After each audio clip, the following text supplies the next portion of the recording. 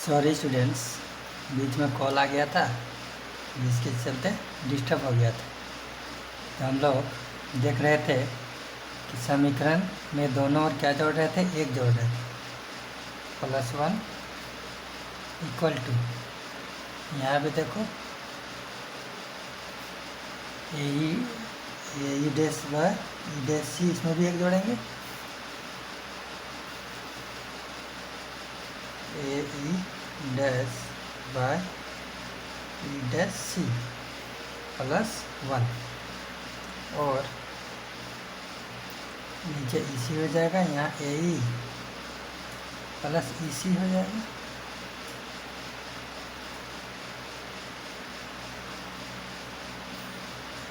इसी तरह यहाँ भी भिन्न का जोड़, नीचे ई डैश सी, यहाँ पर हो जाएगा A E dash plus E dash C. ठीक है,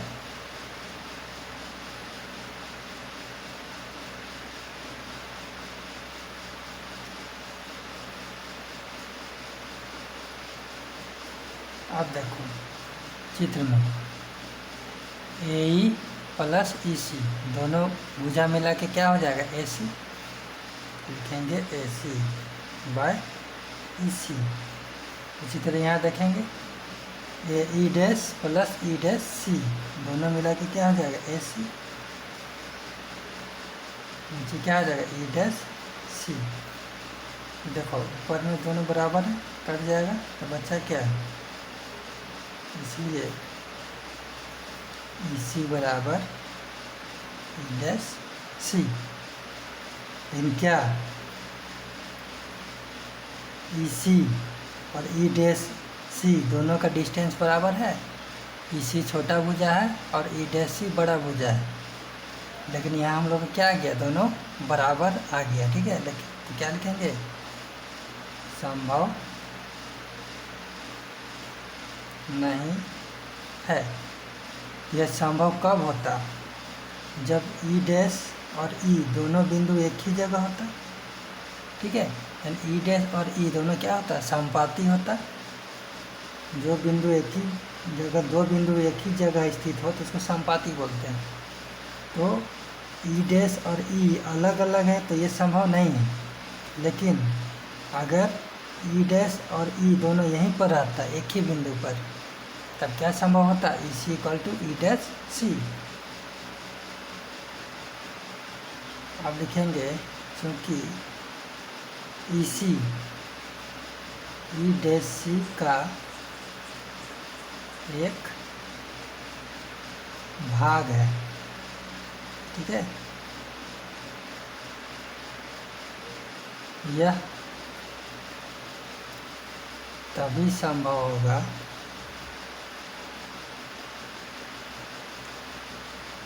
जब बिंदु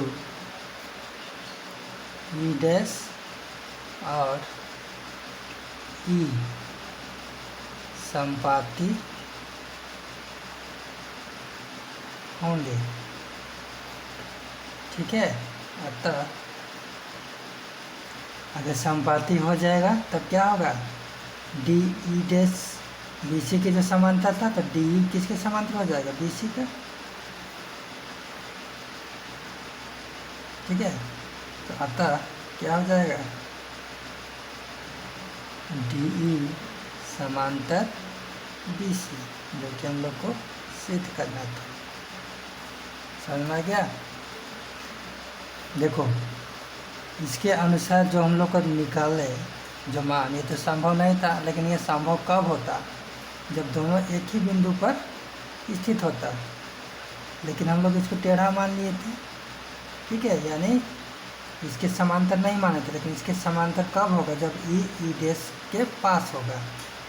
तो जब ई डैश और ई दोनों क्या होंगे, समांतर, क्या बोलते हैं, समानुपाती होंगे, इसलिए डी ई और बी सी क्या हो जाएंगे, समांतर हो जाएंगे। तो ये तुम लोग का प्रमेय 6.2 ये भी बहुत इम्पोर्टेंट है। तो दोनों में से कोई एक क्वेश्चन आता ही है, 6 नंबर का क्वेश्चन आता है, तो इसको अच्छा से कर लेना। प्रमेय 6.1 थेल्स प्रमेय और थेल्स प्रमेय का विलोम, ये दोनों में एक क्वेश्चन निश्चित रूप से आता ही आता है 6 मार्क्स का, जिसको अच्छा से कर लेना है। ठीक है, अब हम लोग चलते हैं एक्सरसाइज में। देखो एक्सरसाइज 6.2 में क्वेश्चन क्या है, आकृति 6.171, इसमें दो आकृतियाँ दी हुई हैं, में डी समांतर है बी सी के, जो डी है समांतर है बी सी के। ठीक है, फर्स्ट में ई सी और सेकेंड में ए डी का मान ज्ञात कीजिए। ई सी का मान ज्ञात करना है और ए डी का मान ज्ञात करना है। ठीक है, तो चित्र हम लोग बना लेंगे।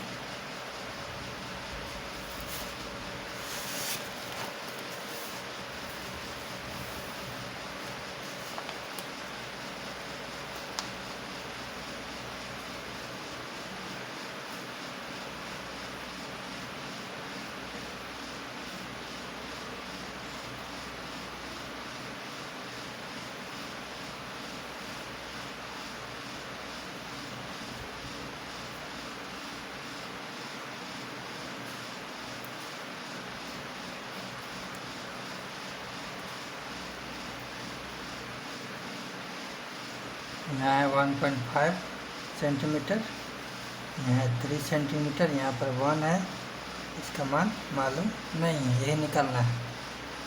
ठीक है, तो लिखेंगे चूँकि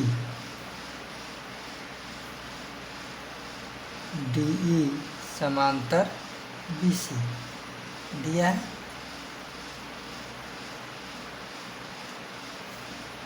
इसलिए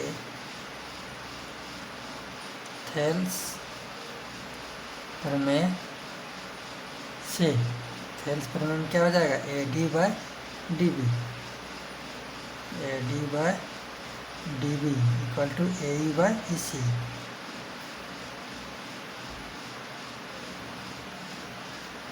तो देखो ए डी का मान कितना दिया हुआ है 1.5 और डी बी का 3, ए ई का मान दिया हुआ 1 और ई सी का मान मालूम नहीं है, यही निकालना है। क्या करोगे, तिर्यक गुना, तिर्यक गुना करने पर क्या होगा, ई सी इंटू 1.5 पर 3 गुना 1, पीछा पीछा गुना हो गया, और इसी इक्वल टू 3 बाय 1.5, यहाँ से हटाएंगे तो यहाँ 0 आ जाएगा, 15 गुना 30, इसलिए इसी इक्वल टू 2 सेंटीमीटर आंसर। ठीक है, इसी तरह जो दूसरा क्वेश्चन है फर्स्ट का सेकेंड, इसमें भी देखो डी बी का मान दिया हुआ है, ए ई और ई सी का मान दिया हुआ है, तुमको क्या निकालना है, ए डी। तो थेल्स प्रमेय का सही यूज करके ये भी बन जाएगा। तो ये तुम लोग का होमवर्क रहा, क्वेश्चन नंबर 2 तुम लोग बना लेना। ठीक है, मतलब पहला का दूसरा जो चित्र है 2 नंबर, ये बन तुम लोग का होमवर्क रहा, ये बना लेना। अब क्वेश्चन नंबर 2 देखो, किसी त्रिभुज पी क्यू आर की भुजाओं पी क्यू और पी आर पर क्रमशः बिंदु ई और एफ स्थित है, तो निम्नलिखित में से प्रत्येक स्थिति के लिए दर्शाइए कि क्या ई एफ समांतर क्यू आर है। देखो पहले हम लोग क्वेश्चन के अनुसार एक त्रिभुज पी क्यू आर बना लेते हैं।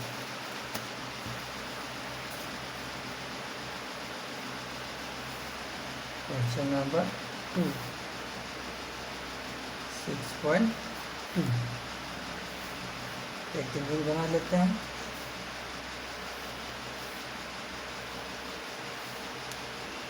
पी क्यू आर, अब कौन कौन बिंदु पर एक रेखा काट रहा है, ई और एफ। तो ई यहाँ एफ दे देते हैं, ठीक है। तो तुम लोग को दिखाना है, साबित क्या करना है कि ई एफ समांतर क्यू आर। तो ये दोनों तभी समांतर होगा जब थेल्स प्रमेय को या जो भी थेल्स प्रमेय का जो इसका भुजाओं का अनुपात है उसका मान बराबर होगा। जब भुजाओं के अनुपात का मान बराबर होगा तभी जाके क्यू आर समांतर होगा किसके, ई एफ के। तो कैसे बनाएंगे देखते हैं। फर्स्ट का सॉल्यूशन क्या क्या दिया हुआ है,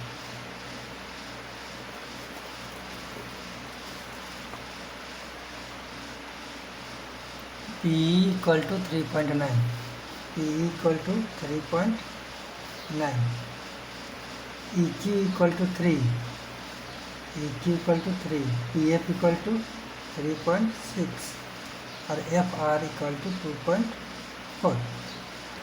तो हम लोग क्या करेंगे, भुजाओं का अनुपात निकालेंगे थेल्स प्रमेय से। अगर भुजाओं का अनुपात बराबर हो जाएगा तो समझो कि क्यू आर ई एफ के समांतर हो जाएगा। अगर बराबर नहीं आता है तो समांतर नहीं होगा। लिखेंगे थेल्स प्रमेय से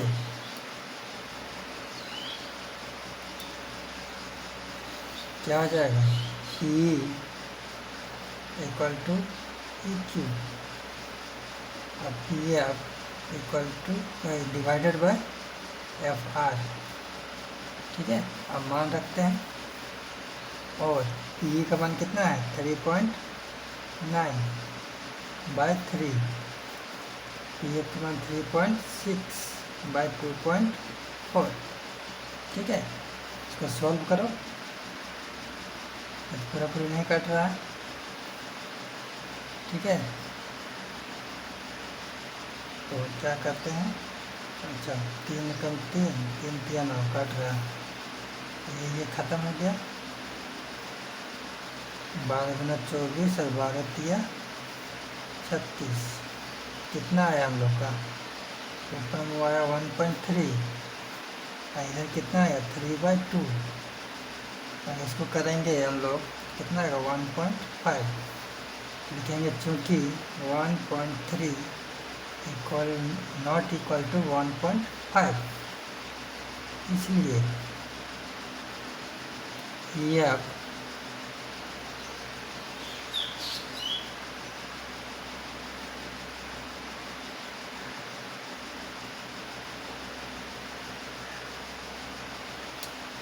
इसलिए P by EQ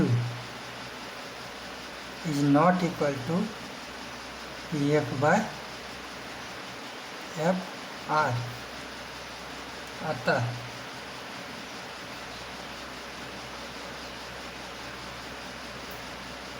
EF coma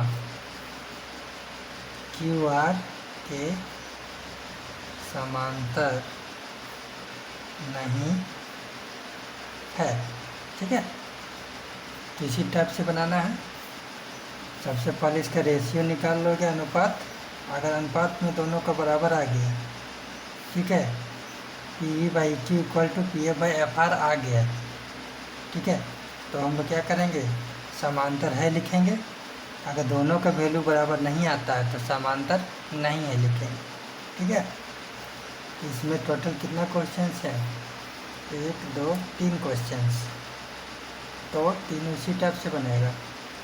question number 2 में बना लेना, क्वेश्चन नंबर 3 भी बना लेना, ठीक है। तो अगला क्वेश्चन की तरफ हम लोग चलते हैं। क्वेश्चन नंबर 3 देखो, क्वेश्चन नंबर 3 बनाने से पहले हम लोग कुछ रूल्स के बारे में जानते हैं, ठीक है। इसको जान लेते हैं तब हम लोग को आगे बनाने में और आसान होगा। देखो, थेल्स का जो प्रमेय है,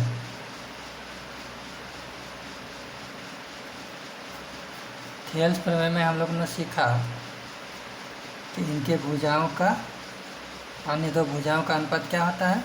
बराबर होता है। तो भुजाओं का अनुपात हम लोग ये 3 तरह से लिख सकते हैं। पहले जो हम लोग लिखते थे AD/DB equal to AE/EC, AD/DB और AE/EC, ऐसे भी हम लोग अनुपात निकाल सकते हैं। या दूसरा, पहले बड़ा भुजा लेंगे त्रिभुज का AB बाय छोटे त्रिभुज का भुजा AD। उसी तरह बड़े त्रिभुज का भुजा AC बाय छोटे त्रिभुज का क्या होगा? AE। तो ये भी तुम्हारे थेल्स प्रमेय के लिए ये भी सही है, ये भी सही है। ठीक है। और तीसरा क्या लिख सकते हैं? पहले हम लोग छोटा भुजा को भी लिख सकते हैं AD, उसके बाद बड़ा भुजा AB, AD/AB भी लिख सकते हैं। इसको भी उसी तरह AE/AC। तो थेल्स प्रमेय में भुजाओं का अनुपात हम लोग तीनों तरह से तीनों में से कोई भी एक तरह से हम लोग लिख सकते हैं। इससे कुछ फर्क नहीं पड़ता है, सबका मान नियम के अनुसार वही आता है। ठीक है। तो थेल्स प्रमेय में ये जान लो कि हम लोग भुजा का अनुपात AD/DB भी लिख सकते हैं, और भुजा का अनुपात AB/AD भी लिख सकते हैं, और AD/AB भी लिख सकते हैं। ठीक है। कुछ भी लिख सकते हैं। तो इसको दिमाग में नोट कर लो कि ऐसा कहीं भी कंडीशन रहे तो ये सारा का सारा क्या है? थेल्स प्रमेय का ही रूप है। अब हम लोग क्वेश्चन नंबर 3 बनाते हैं। क्वेश्चन नंबर 3 देखो।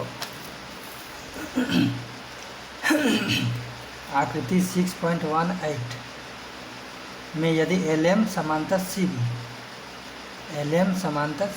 और LN समांतर CD दिया है, सिद्ध करो कि AM/AB। देखो AM/AB छोटा भुजा बटा बड़ा भुजा, ये भी थेल्स प्रमेय के अनुसार ही होगा। AN/AD छोटा भुजा बटा बड़ा भुजा AD। ठीक है। इसको सिद्ध करना है तो बहुत ही आसान है। इसको कैसे सिद्ध करेंगे?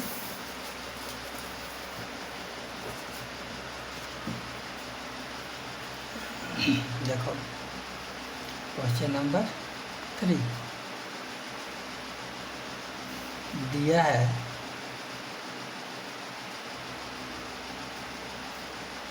पहले इसका चित्र बना लेते हैं। देखो इस तरह से चित्र बना लेना है जो क्वेश्चन में दिया है। ठीक है। तो इस तरह चित्र बना लिया, और क्या क्या क्वेश्चन में दिया हुआ है इसको लिखेंगे। तो दिया है सबसे पहले त्रिभुज ABC, इसमें दो त्रिभुज हैं ABC और ACD, दो त्रिभुज हैं। तो ABC और ADC ये दो त्रिभुज है। तो दोनों में से सबसे पहले हम लोग कौन त्रिभुज में देखेंगे? त्रिभुज ABC में। दिया है त्रिभुज ABC में क्या दिया हुआ है? LM समांतर। LM जो भुजा है किसके समांतर है? BC के। ठीक है। इसलिए थेल्स प्रमेय से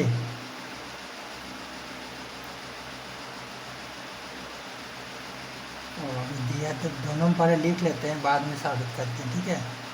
इसको हम बाद में लिखते हैं, इसको बाद में लिखना। ठीक है। दिया है त्रिभुज ABC में LM समांतर BC और त्रिभुज ADC क्या है? LN समांतर CD। ठीक है। LN समांतर CD ये दिया हुआ है। तो लिखेंगे सिद्ध करना है। क्या सिद्ध करना है? AM बाय ए बी बराबर होना चाहिए किसके, ए एन बाय ए डी। ठीक है, इसको हम लोग क्या करना है, सिद्ध करना है। देखो A M by A B बराबर A N by A D. अब लिखेंगे हम लोग प्रमाण,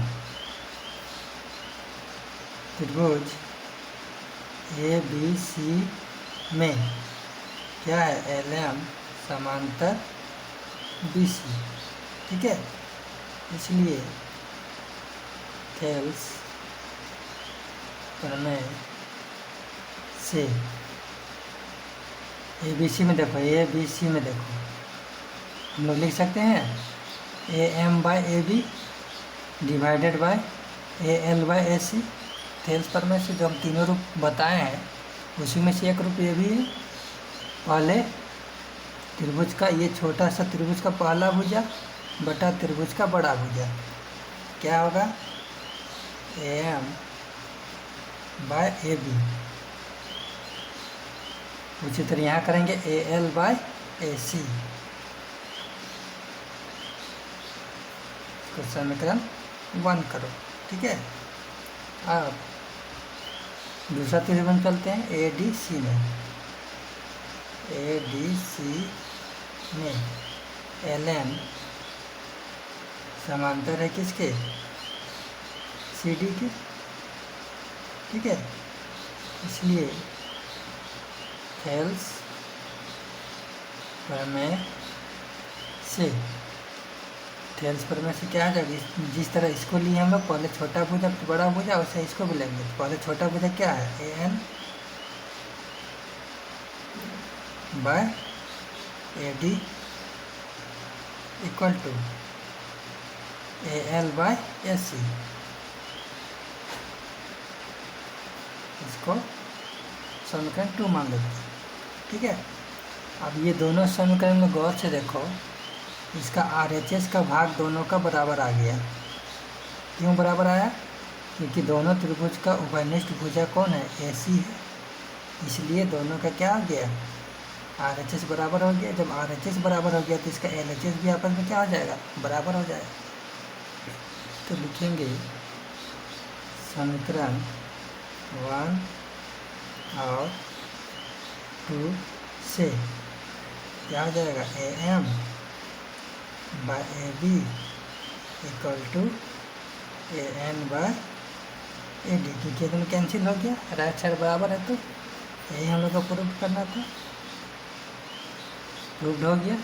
ठीक है, तो आज क्वेश्चन नंबर 3 तक ही रहने दो। अगले क्लास में हम लोग आगे का क्वेश्चन देखेंगे।